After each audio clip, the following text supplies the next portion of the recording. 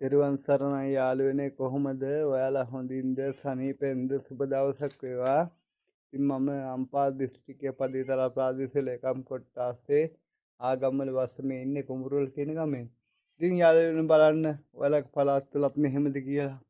දේශගුණේ මේ බලන්න ගිනි ගහන පෑයිල්ලක්. ආය මේ මම හිතන්නේ පොළොවට අඩි තියන්න බැරි මට්ටමේ විනාඩි දෙකක් තුනක් හිටියොත් සිහි නැතිවල මැරෙල වැටෙන මට්ටමට පායනවා යාළුවනේ මේ ආයි විනාඩි දෙකක්වත් ඉන්න පුළුවන් මට්ටමක නෑ අවුවේ. ඉතින් යාළුවනේ ඔයාලගේ පළාත් වලත් මෙහෙමද?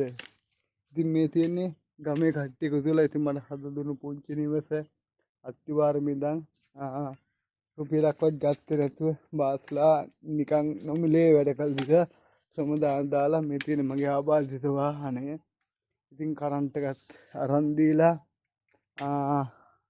ඉතින් ගඩොල් සිමෙන්ති රැලි එකතු කරලා දාලා ඉතින් හදලා දුන්න නිවස මේ මම මේකෙන් ජීවත් වෙන්නේ. පහු කාලෙක ටික්ටොක් එකේ කට්ටිය මේ උදව් කළ සෙවිලි උඩින් සීට් ටික දාලා වහලා දීලා ඊට පස්සේ වයරින් එක ගහලා දීලා හිඳා ගන්න කාමරේ කුස්සිය කපරාරු කරලා දීලා උදව් කරා සෑහෙන්න. ඊට පස්සේ මේ වීඩියෝ කරන මගේ මේ ෆෝන් එක අරන් දීලා ටික්ටොක් කරන. ඉතින් යාළුවනේ බලන්න මේ දේශගුණේ කොහොමද කියලා. ඉතින් මේ තියෙන මගේ ටොයිලට් එකේම නුවරණන් දකිනෙක් ඉතින් මට මේ වතුර මේ ටැංකියක් ගහලා දුන්නා. කණු ටික දාලා මේ කොන්ක්‍රීට් එකේ මේක හදලා ටැංකියක් තියලා සවරක් හැම දාලා දුන්නා. ඉතින් අර ඉස්සර අල්ලපු ගෙදර එයාලාට ජාති පින් සිද්ධ වෙන්න එයාලා ගලින් තමයි බෝල් වලකක් දාලා බටයක් මෙහෙට දාලා මට ඉතින් ওই වතුර ලබා දෙන්නේ.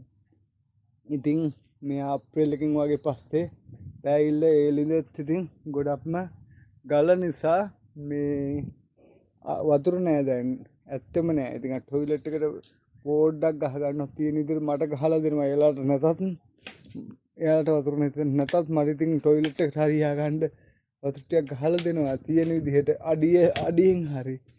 ඉතින් මේ අඳුන් ටික සෝදා ගන්න නා ගන්නත් ඉතින් වතුර නෑ මේ දවස්වල. ඒ ලින්දේ නෑ මේ වතුර ඉතින් මේල හුලඟයි යව්වයි. ඉතින් මේ මාරම් පැයිලක් අල්ලන්නේ ඉතින් අර මඩ පොඩ්ඩක් හරහාතිය වගේ බෙහෙත් බොනවා. ඉතින් මාරම් දුෂ්කර කාෂ්ඨක ගතියක් තමයි ගත කරන්න වෙන්නේ. තා මාස 3ක් විතර යනකම් කොහොමත් මේ කට්ට කන්න වෙනවා යාළුවනේ. ඔයාලගේ පළාත් වලත් මෙහෙමද කොහොමද ඉතින් මං හිතන්නේ මේ ඉර පහත් වෙලා හෝ පොළොව උස්සලා අද්දන්නෙත් නෑ. මට හිතා ගන්න බෑ මේ මොකද්ද වෙන්නේ කියලා. ඒ තරම්ම දරා ගන්න බෑ යාළුවනේ. මේ අවුරුද්ද නම් මාරයි. හැම අවුරුද්දම මේ කාලේ මාර කට්ටක් කන්නේ. ඊටම දුෂ්කර පළාතක් මේක. අර මිනිස්සු හොඳ හින්දා තියෙන වතුර ටිකක් හරි අර තියෙන කාට හරි දෙන එක. ඉතින් ජාතිත් ඉතින් කල්යාණ මිතුරෝ වගේ මේ තියෙන ඉතින් මගේ පුංචි නිවස මේ බලන්න පායන පැයිල්ල යනවා යාළුවනේ. මට කතා කරගන්නත් බැහැ ප්‍රශ්නේ. මේ තියෙන්නේ කොකා ගල කන්ද.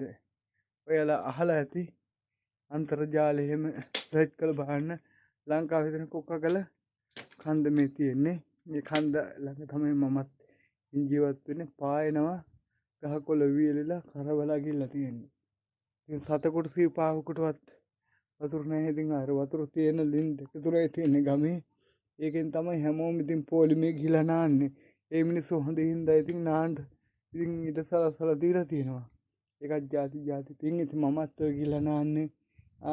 දැන් ගෙවල් දෙකකට යහපැත්තේ අයියා කෙනෙකු අජිත් අයියලා කියලා අයියා කෙනෙකු ගෙදරකින් යාළුවා ගොඩක් තින් ඉතින් නා ගන්න දෙනවට.